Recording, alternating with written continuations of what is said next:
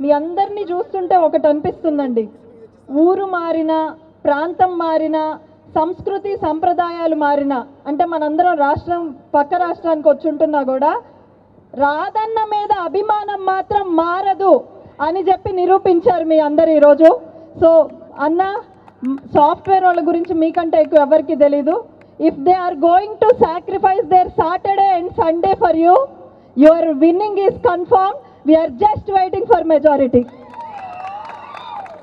So ముఖ్యంగా AP మొత్తంలో ఒక టాక్ ఉందండి, అది ఎంతవరకు నిజమో ఈ ఎలక్షన్తో నిజమైంది. తణుకు మీద ముఖ్యంగా చాలా ఎక్స్పెక్టేషన్ ఉంటుంది. ఎందుకో తెలుసా? If we win Tanuku, we win AP. ఏంటి? If we win Tanuku, we win AP.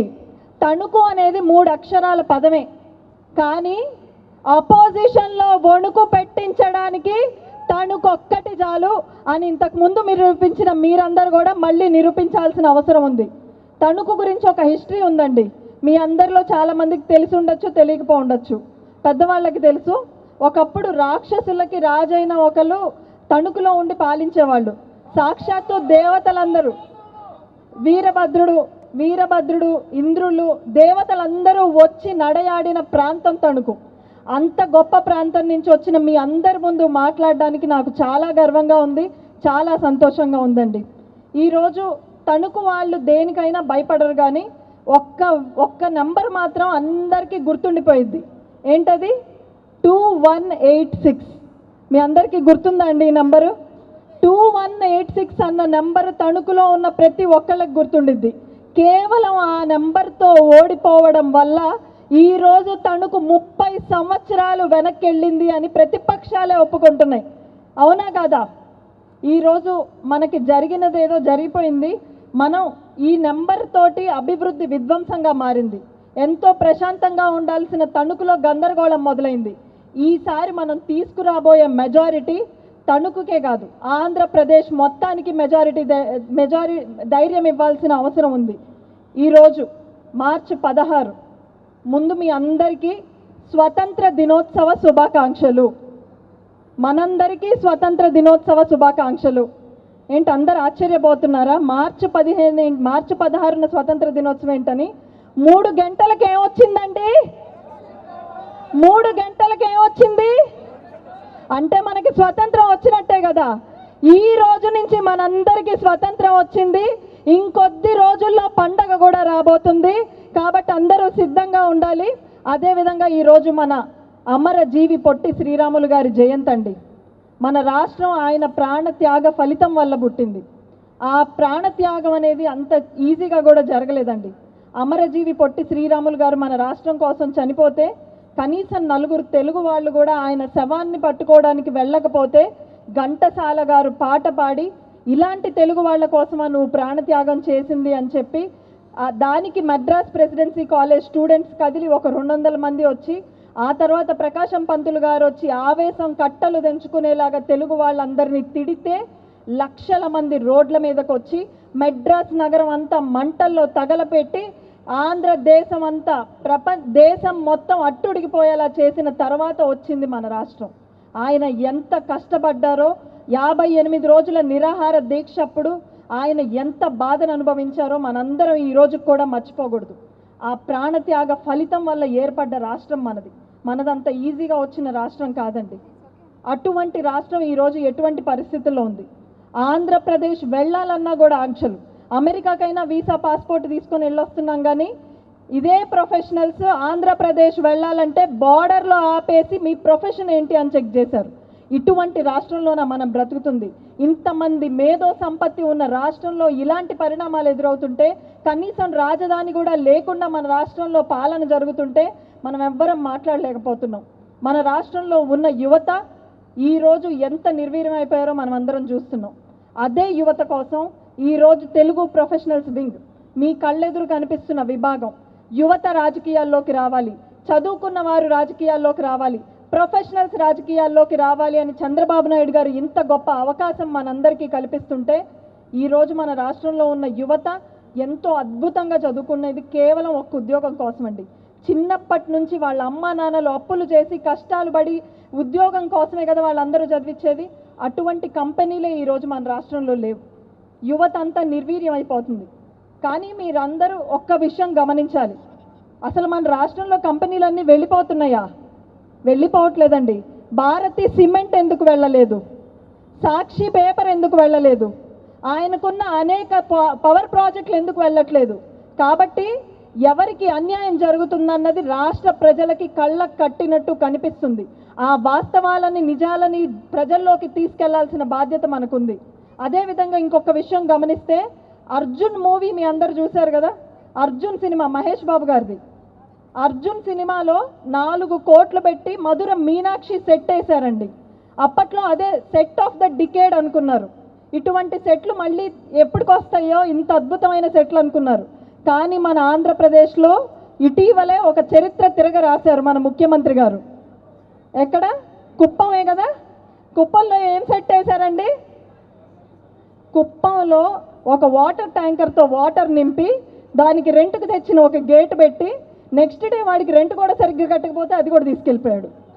అది మన రాష్ట్ర పరిస్థితి. మీరు ఇంకా ఆనందపడాలండి. పోలవరం సెట్ అయ్యేలా మొత్తం జిల్లాలన్నీ మునిగిపోయాయి. ఇంకొక రకంగా కూడా ఆనందపడాలి. దావోస్ సెట్ అయ్యలేదు, దావోస్కి వెళ్ళలేదని చెప్పి. దావోస్ సెట్ వేసి పిల్లలందరికీ ఉద్యోగాలు ఇచ్చినట్టు. ఇవన్నీ మనకి నవ్వుకోవడానికి బాగానే ఉంటాయి, కానీ మన రాష్ట్ర పరిస్థితి తలుచుకుంటే కడుపు తరుక్కుపోతుంది.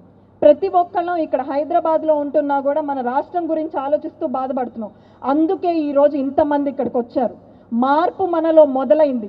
సరైన లీడర్లను ఎన్నుకోవాల్సిన అవసరాన్ని గుర్తించి మీరందరూ ముందుకు కదిలారు. ఇదే మార్పుకు నాంది. సరైన లీడర్లు మన రాష్ట్రానికి ఎంత అవసరమో ప్రతి నియోజకవర్గానికి కూడా అంతే అవసరం. మహర్షి సినిమా మీ అందరూ చూసే ఉంటారు. ఉన్నతమైన స్థానాన్ని వదులుకొని తన ఊరి కోసం మహేష్ బాబు గారు తిరిగి వస్తారు.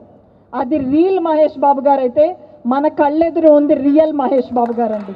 సింగపూర్ రెడ్ క్రాస్ సొసైటీ ద్వారా ఎంతో మందికి బ్లడ్ క్యాంపులు ఏర్పాటు చేసి సింగపూర్లో అనేక రకాల సేవా కార్యక్రమాలు చేయడమే కాకుండా ఇండియన్ డెవలప్మెంట్ అసోసియేషన్లో మన తెలుగు వాళ్ళ అసోసియేషన్ని కూడా చేర్పించడంలో కీలక పాత్ర పోషించారు. అదేవిధంగా మనకి ప్రాజెక్ట్ గివ్ అనే దాని ద్వారా ఎంతోమంది స్టూడెంట్స్కి ఆసరాగా నిలిచారు. ఒక వ్యక్తి ఎమ్మెల్యే కాకుండా రాజకీయాల్లో లేకపోతేనే ఇంత చేశారంటే, ఒకవేళ ఆయన ఎమ్మెల్యే అయితే ఎలా ఉంటుంది అన్న ముందు చూపుతోటి చంద్రబాబు నాయుడు గారు మన రాధా అన్నని తీసుకొని వచ్చి ఎమ్మెల్యేగా నిలబెట్టారు. ఆ అంచనాలకు తగ్గకుండా అత్యధిక మెజారిటీతో 30,000 మెజారిటీతో 2014లో మన రాధా అన్న గెలవడం జరిగింది. గెలిచిన వెంటనే తణుకులో ఎంత అభివృద్ధి జరిగిందో మీలో ప్రతి ఒక్కళ్ళు పుట్టాలుగా చెప్పగలుగుతారు. మన తణుకులో రోడ్స్ ప్రతి గ్రామానికి సీసీ రోడ్లు అందాయి. మన తణుకులో ప్రతి గ్రామానికి ఎన్టీఆర్ సుజల ద్వారా నీళ్లు అందించడం జరిగింది. అనేక వైద్యశాలలు ఏర్పాటు చేయడం జరిగింది. పవర్ ప్లాంట్లు ఏర్పాటు చేయడం జరిగింది. రోడ్ వైడనింగ్, మీ అందరూ ఎంతో ఇబ్బంది పడే నరేంద్ర సర్కిల్ని రోడ్ వైడనింగ్ చేసి ప్రతిరోజు అయ్యో ఈ ట్రాఫిక్లో వెళ్ళాలనుకునే వాళ్ళందరూ కూడా ఆ రోడ్లోనే తిరిగేలాగా చేశారు. ఇవే కాకుండా అనేక అభివృద్ధి కార్యక్రమాలు 1,500 కోట్ల నిధులతోటి కేవలం తణుకు నియోజకవర్గానికి తీసుకురావడం అంటే అంత ఈజీ కాదండి. స్కూల్ టాపర్ మన క్లాస్ వాడు అయితే ఎంత ఆనందంగా ఉంటుందో, స్టేట్ మొత్తంలో ఎమ్మెల్యేలు అందరిలో టాపర్ మన తణుకు రాధాకృష్ణ అయితే మీ అందరికీ ఎంత ఆనందంగా ఉంటుందో నేను ఖచ్చితంగా ఊహించగలను. 2000 చంద్రబాబు నాయుడు గారి నుంచి కేవలం వెరీ గుడ్ అన్న మాట అంటే ఆస్కార్ అందినంతండి. అలాంటిది 2014 నుంచి 19 వరకు చంద్రబాబు నాయుడు గారు ఉత్తమ ఎమ్మెల్యేగా 4 సార్లు గెలవడం అంటే నాకు తెలిసి ఇంతకంటే సర్టిఫికేట్ మీకు ఇంకేం అవసరం లేదన్న. చంద్రబాబు నాయుడు గారి నుంచి 4 సార్లు ఉత్తమ ఎమ్మెల్యే గెలుచుకోవడం అంటే మీరు ప్రెసిడెన్షియల్ క్యాండిడేట్గా కూడా నిల్చోవచ్చు. అంత గొప్ప ఇది మనకి చంద్రబాబు నాయుడు గారి నుంచి లభించడం అంటే. అదేవిధంగా మీ అందరి కళ్ళ ముందలే ఎవరు ఎంత చేస్తున్నారన్న వాస్తవాలు ఉన్నాయి. ఈరోజు మన తణుకు నియోజకవర్గంలోనే రైతులు ఎంత ఇబ్బంది పడుతున్నారు, వాళ్ళు ఇబ్బంది పడేదాన్ని ఎదురుగా ఉన్న ఎమ్మెల్యే ఎంత హేళన చేస్తున్నారో మనం చూస్తున్నాం. వాళ్ళందరికీ భరోసా మనం ఇవ్వగలగాలి. ఈరోజు ప్రతిపక్షంలో ఉన్నప్పటికీ కూడా ప్రతిపక్షంలాగా చూడకుండా ఒక ఎమ్మెల్యే లాగానే అక్కడ ఉన్న సమస్యలన్నిటి మీద పోరాటం చేస్తున్నారు. టీడీఆర్ బాండ్స్ కానివ్వండి, ల్యాండ్ కబ్జాల మీద కానివ్వండి, పెద్ద పెద్ద స్కాములన్నిటి మీద కూడా, ఆఖరికి రైతులకు అందించే గోను సంచాల మీద కూడా ఏంటండి స్కాములు. కాబట్టి ఆ స్కాములన్నీ ఎంతో ధైర్యంగా బయటపెట్టి ఈరోజు అపోజిషన్లో ఉన్నా కూడా మీ అందరికీ అండగా నిలబడ్డారు. రేపు ఆయనకి మీరు ఇవ్వాల్సిన తిరుగు బహుమానం ఒకే ఒక్కటి. మీ అందరూ మన ముఖ్యమంత్రి గారు ఎన్నో బటన్లు నొక్కుతున్నారు. మీ అందరూ నొక్కాల్సిన బటన్ ఎప్పుడో మీ అందరికీ తెలుసు కదా. మే 13 టికెట్లు ఇప్పుడే బుక్ చేసేసుకోండి. మళ్ళీ లేట్ అయితే కష్టం అవుతుంది. ఇప్పుడే టికెట్లు బుక్ చేసుకోండి. మే 13న మీరు ఇవ్వబోయే రిజల్ట్ చూసి ఆఖరికి ముఖ్యమంత్రి గారికి కూడా భయం వేయాలి. అదేవిధంగా నేను ఒక్కటే కోరుతున్నానండి, ఈరోజు మనం అందరం ఇక్కడికి వచ్చాం 4 మాటలు మాట్లాడుకొని వెళ్ళిపోదామని కాదండి. అన్నా చంద్రబాబు నాయుడు గారు P4 మోడల్ని మనకు ప్రవేశపెట్టారు పేదరిక నిర్మూలన కోసం. ప్రొఫెషనల్స్ అందరం కలిసి తీసుకున్న మోడల్ పేరు P3, ప్రొఫెషనల్స్ పార్టీ పార్ట్నర్షిప్. దీని ద్వారా వచ్చే 2 నెలలు మనలో ఇక్కడ కొంతమంది బిజినెస్ వాళ్ళు ఉన్నారు, డాక్టర్స్ ఉన్నారు, లాయర్స్ ఉన్నారు, ఐటీ ఎంప్లాయీస్ ఉన్నారు. మనం ప్రతి దానికి ఒక డెడ్ లైన్ పెట్టుకొని ఒక ప్రాజెక్ట్ లాగా తీసుకొని చేస్తాం. ఈసారి కూడా అంతే. మనం అందరం కూడా కలిసి ఒక ప్రాజెక్ట్ కింద దీన్ని తీసుకొని రాబోయే 2 నెలలు ప్రతిరోజు కనీసం గంట సేపు మనం మన నియోజకవర్గంలో మన రాధాకృష్ణ అన్నని గెలిపించడానికి పెట్టాలి. మీరు ఇక్కడ నుంచి ఉండి ఇన్ఫ్లుయెన్సర్స్ని మోటివేట్ చేస్తారా, లేకపోతే గ్రౌండ్కి వెళ్ళి పనిచేస్తారా, వర్క్ ఫ్రమ్ హోములు తీసుకొని ఊరికి వెళ్ళి వర్క్ చేస్తారా, మీ ఇష్టం. ఖచ్చితంగా మీరు వచ్చే 2 నెలలు ఈ ప్రాజెక్టు ద్వారా ఎంతో మార్పుని తీసుకురావాలని నేను నమ్ముతూ, చంద్రబాబు నాయుడు గారు అరెస్ట్ అయిన టైంలో కేవలం 25 కిలోమీటర్లు ఉన్న తణుకు నియోజకవర్గాన్ని దాటడానికి కొన్ని గంటలు పట్టిందంటే తణుకు నియోజకవర్గంలో ఎంత మెజారిటీ వస్తుందో చంద్రబాబు నాయుడు గారికి ఆ రోజు అర్థమైంది. కాబట్టి మీరందరూ ఖచ్చితంగా ఆ మెజారిటీ తీసుకురావాలని కోరుకుంటూ, పవన్ కళ్యాణ్ గారు చెప్పినట్టు ఇప్పుడున్న బుజ్జి కన్నని పంపించేసి బుజ్జి కన్నను ఓడిస్తే ఆ కిక్కే వేరప్ప. అవునా కాదా? మేము ఆ మాటలు అనలేమండి. చంద్రబాబు నాయుడు గారు ఒప్పుకోరు. ఈ వీడియో బయటకు వెళ్ళినా ఆయన ఒప్పుకోరు.